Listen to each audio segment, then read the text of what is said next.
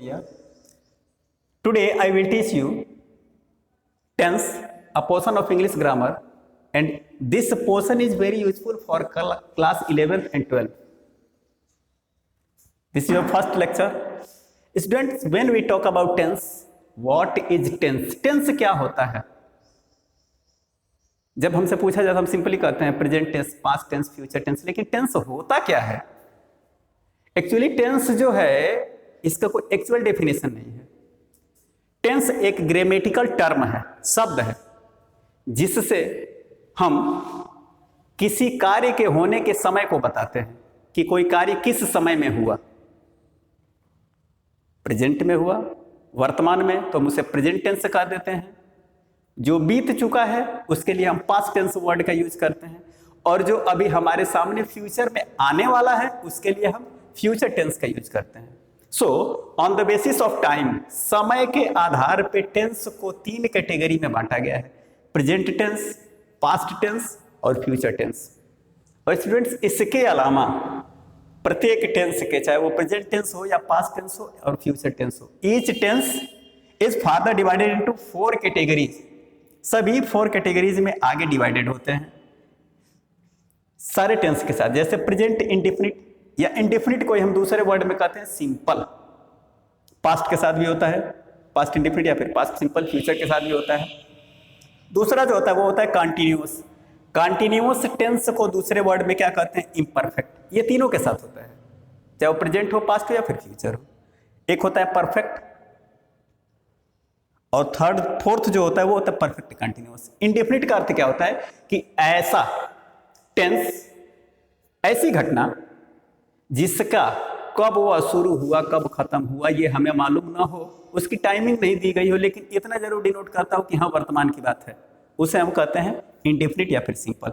Continuous, जो कार्य present में, पास्ट में या फ्यूचर में हमारे बोलते टाइम भी जारी रहेगा, कंटिन्यू रहेगा, रुकेगा नहीं, उसको हम कहते हैं कंटिन्यूअस। परफेक्ट, जो कार्य वर्तमान में, पास्ट में या फिर फ्यूचर में पूरा हो चुका रहेगा, उसके लिए हम परफेक्ट का यूज करते हैं। परफेक्ट कंटिन्यूअस, उस समय तक, एक निश्चित समय तक या फिर अनिश्चित, एक रेंज, टाइमिंग के रेंज तक वह काम पूरा हो चुका रहेगा, उसके लिए हम परफेक्ट कंटिन्यूअस टेंस वर्ड का यूज करते हैं। स्टूडेंट, सबसे पहले हम देखते हैं सिंपल प्रेजेंट टेंस, या इसी को हम दूसरे वर्ड में क्या कहते हैं? Present indefinite tense. इसकी पहचान क्या होती है? यदि कोई ट्रांसलेशन के लिए हमें सेंटेंस दिया गया है तो हम कैसे पहचानेंगे कि यह प्रेजेंट टेंस में है? तो जिस हिंदी सेंटेंस के अंत में, लास्ट में ता है, ती है, ते हैं, ते हो, ती हो, ता हूं इत्यादि ये सब वर्ड आए हों, वो सभी प्रेजेंट इंडेफिनिट या फिर सिंपल प्रेजेंट टेंस में होते हैं। ये हो गई इसको पहचानने का तरीका। अभी मैं आपको आगे एग्जांपल्स दूंगा इन सब तरह के, ताकि आप इजीली आइडेंटिफाई कर पाए। इसका रूल क्या होता है कि सबसे पहले हम सब्जेक्ट रखते हैं। सब्जेक्ट होता क्या है कि जिस काम को हमें सेंटेंस में दिखाया जा रहा है उस काम को करने वाला कौन है। जो भी उस काम को करने वाला होगा, उस एक्शन को परफॉर्म करेगा, उसे ही हम सब्जेक्ट कहते हैं। क्योंकि देखिए, किसी भी सेंटेंस में हम क्या करते हैं कि किसी न किसी कार्य को हम दिखाते हैं कि कौन सा कार्य हो रहा है, तो उस कार्य को करने वाला जो भी करता होता है उसको, डूअर जो होता है, उसको हम कहते हैं सब्जेक्ट। अब इस सब्जेक्ट के साथ सिंपल प्रेजेंट टेंस में या फिर प्रेजेंट इंडेफिनिट टेंस में या तो वर्ब का फर्स्ट फॉर्म आता है या फर्स्ट फॉर्म में एस या ईएस जोड़ते हैं। उसके बाद तब फिर हम ऑब्जेक्ट का यूज करते हैं। ऑब्जेक्ट में जिसके बारे में हम कर रहे हैं, जो काम को करने वाला होता है वो सब्जेक्ट जिसके बारे में हम कहते हैं, दैट इज कॉल्ड ऑब्जेक्ट।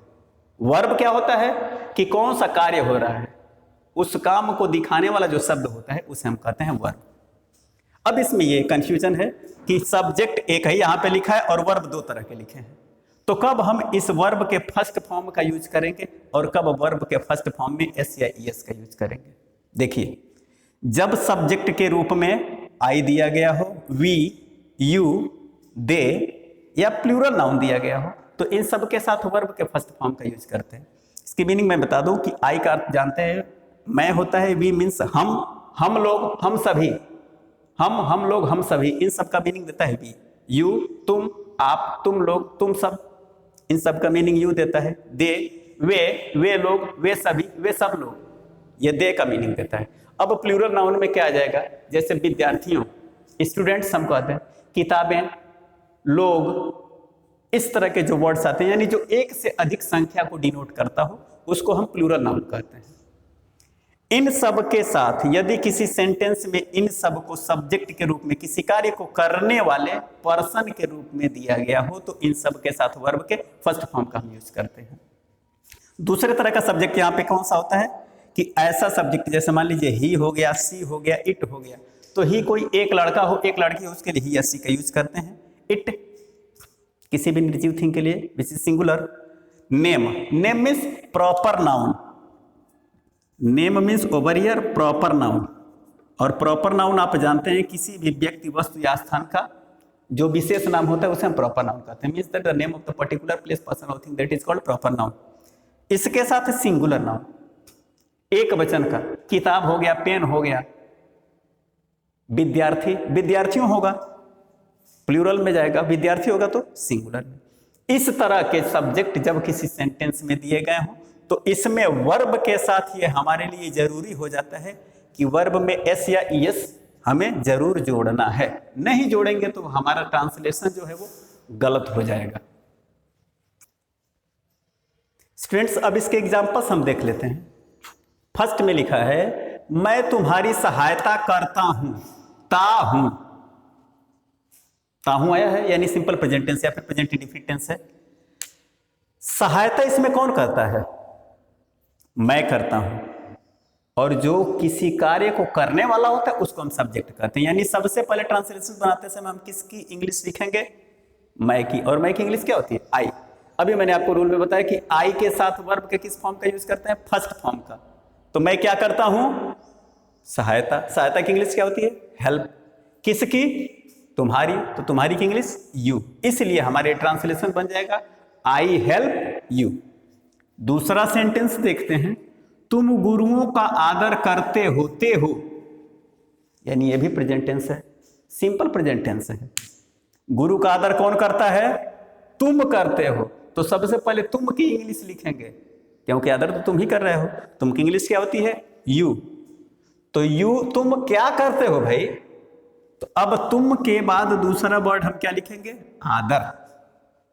ये ट्रांसलेशन बनाने का तरीका होता है, तुम, उसके बाद आदर। आदर की इंग्लिश रेस्पेक्ट, किसकी रेस्पेक्ट करते हो, गुरुओं का, तो गुरुओं की इंग्लिश क्या होती है, द टीचर्स। इसलिए हमारा ट्रांसलेशन क्या बन जाएगा, यू रेस्पेक्ट द टीचर्स। वह मेरी किताब पढ़ती है, ती है, कौन पढ़ता है, वह की इंग्लिश सी। तो सी के साथ मैंने बताया कि वर्ब के फर्स्ट फॉर्म में एस या ईएस लगाएंगे, तो वह क्या करती है, पढ़ती है, तो पढ़ने की इंग्लिश रीड, तो रीड तो रहेगा नहीं, इसमें एस लगाएंगे, रीड्स, क्या पढ़ती है, मेरी किताब, तो मेरी किताब की इंग्लिश माई बुक। सबसे पहले सब्जेक्ट देते हैं, सब्जेक्ट के बाद कौन सा काम करता है, उस काम को करने वाला जो वर्ड होता है उसका हम ट्रांसलेशन बनाते हैं, तब फिर उसके बाद जो भी चीजें होती है उसको रखते हैं। फोर्थ वाले में, बच्चे क्रिकेट खेलते हैं, कौन क्रिकेट खेलता है, बच्चे, बच्चे की इंग्लिश चिल्ड्रेन। एक बच्चा हो तो चाइल्ड कहते हैं, एक से अधिक बच्चे हो तो चिल्ड्रेन कहते हैं, यानी हमारे यहाँ पे ये प्लूरल नाउन जो है सब्जेक्ट है। क्या करते हैं बच्चे, खेलते हैं, तो खेलने की इंग्लिश प्ले। क्या खेलते हैं, क्रिकेट खेलते हैं, क्रिकेट आ गया, चिल्ड्रेन प्ले क्रिकेट। बहुत सिंपल है इसको बनाना। हम सभी स्कूल जाते हैं, हम सभी, हम लोग, हम सभी लोग, इन सब की इंग्लिश होती है वी। हम सभी की इंग्लिश सबसे पहले देंगे वी। तो हम क्या करते हैं भाई, जाते हैं, तो जाने की इंग्लिश गो। टू स्कूल, कहाँ जाते हैं, स्कूल जाते हैं। टू का यूज क्यों किया गया है, टू का यूज डायरेक्शन दिखाने के लिए, किस दिशा में जा रहा है, स्कूल की दिशा में जा रहा है, स्कूल की तरफ जा रहा है। सूर्य पूर्व में निकलता है, क्या निकलता है भाई, सूर्य, सूर्य की इंग्लिश द सन। निकलने की इंग्लिश राइजेस, कहाँ, पूर्व में, इन द ईस्ट। आप जानते हैं कि जो हेवीली बॉडीज होता है, सन होता है, मून होता है, प्लैनेट्स होते हैं, या फिर डायरेक्शंस होते हैं, न्यूज़पेपर के नाम से होते हैं, इन सबके नाम के पहले हम द का यूज करते हैं, इसलिए यहाँ पे ईस्ट के पहले द लगेगा। ठीक है।